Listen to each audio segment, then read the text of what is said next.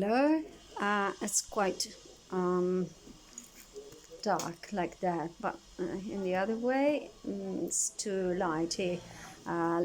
Let the cat decide. What do you think, darling? Is it okay? All right. What about you? Say hello. Dai, se dici ciao, dici ciao, si vogliono associare. Come on. Okay, I want to register this video quite immediately, very soon after we spoke about the word poets, because I want to speak about the other poet. Esposizione bloccata, what does it mean? The other poet I was speaking about, che vuol dire? Esposizione bloccata, who is, non lo so, who is Robert Brooke. So we divided and Sassoon, Brooke and Sassoon, we divided in two opponents and two different categories. There were poets, there were the pros and against, the one who were in favor of the war and World War One, and the ones who express in their words, in their poems, all the regrets and neglects for war, because they had left everything at home, and they had seen what it really implied, the trenches implied. Everyone says that Brooke was very young when he went to war. Most people, many of the soldiers at the time wrote and left something written, some especially some poems, because it was something they had to express. Actually, they needed to explore their soul in that moment of both glory for some and disillusionment for many others. Not all of them are good poets and are as good as they were, but that period of war was characterized by great writings, a lot of writing by the youngsters left to the trenches, went to the trenches.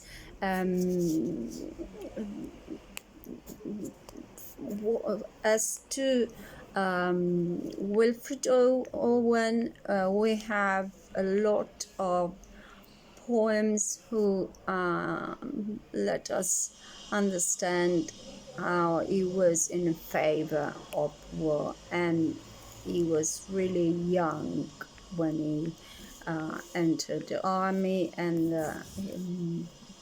that's why he was in search of glory. He thought that it was the way he might find glory, and he says in a poem, in the poem we have in the book, The Soldier, "If I should die, think only these of me, that there's some corner of a foreign field that is forever England." It's very important and impressive. It says, I am part of England. I represent England. That's why I'm here. That's why I'm here in France and fighting in a foreign country. And if I die, the soil on me which covers me, covers a part of England, a body who is a body of England. It's not to pass over. It's really important. It keeps in itself a romantic element, and also a very strong message of utopistic way of thinking of the how they might save the world. Actually, war ended, and they were winners. They always won, British. But if you look at this picture, it was really a young guy, a young man, and gosh, what I have to do. It was a student. It was young. It was an athlete. Where is he? You will find it. It's in your book. Don't make me do something which is out of my technological abilities. And he also was part of the Bloomsbury group, and which was literary circle. He died in Greece, and he is in Greece, in an island in Greece. He is one of the best known war poet, and especially because of 5 sonnets, who are sonnets of 1914.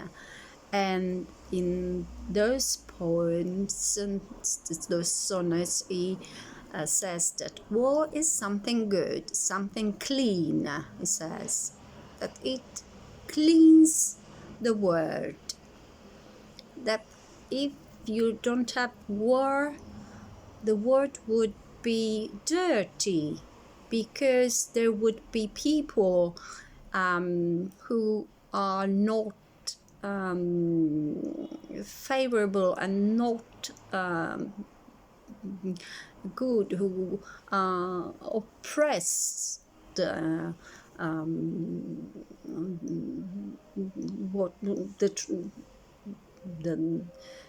the traditions, the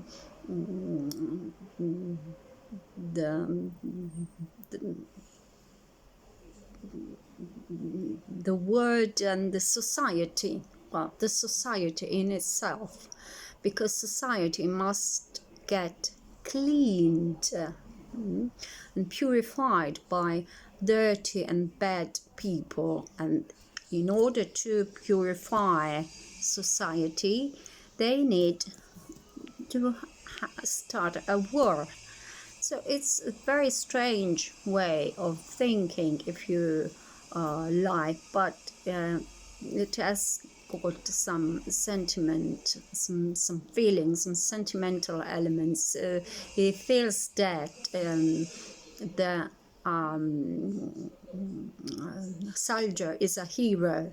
If we go back to the past, we find soldiers as heroes. They save their country, they give a new life to their country, and they are important insofar as they manage to do that, though they die. And even in the Beowulf, he comes to fight monster. Do you remember the Beowulf? He comes to fight a monster. Well, he went to fight the monster, a monster which was assaulting Europe, and the monster was the absence of order, was after the assault, after the killing in Sarajevo, and everything seemed to have lost an order, the usual order. That's why I thought war was clean and was obvious. It had always been present in time, and it was made by heroes. The ones who died in war were heroes. He also says, "There shall be in that rich earth a richer dust concealed, a dust whom England bore, shaped, made aware, gave once a flowers to love, a ways to Rome, a body of England's breathing English air." So everything is linked to England, everything. So remember that where I die, there is a piece, a part of England, and everything which I give to my battle, it was created and made by the virtues of England and what the society, English society, creates and goes round England. So England is a perfect society for him. Maybe it says that because he was very young when he died, and he still had not seen much of the war as Wilfred Owen had, and had seen the worst part of the war.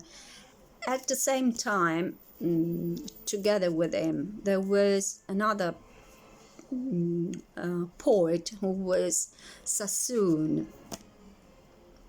Sassoon at first was in favor of the war, but later he fought in Europe. He stayed in Europe, he stayed in the trenches, and he experienced the bad part of the war, the bloody daily way they had to live, and the bombing, continuous fearing, the fear to die actually, and that's why he regretted everything. So far as he even regretted his religion, he converted himself to a Catholic church in the end. We have many of his poems who are just like the ones by Brooke, exalting for the heroes of the war, these great heroes marching and having a place on their on earth, and one day will be remembered for their having taken a gun. But afterwards he changed his mind and understood that it was not that the way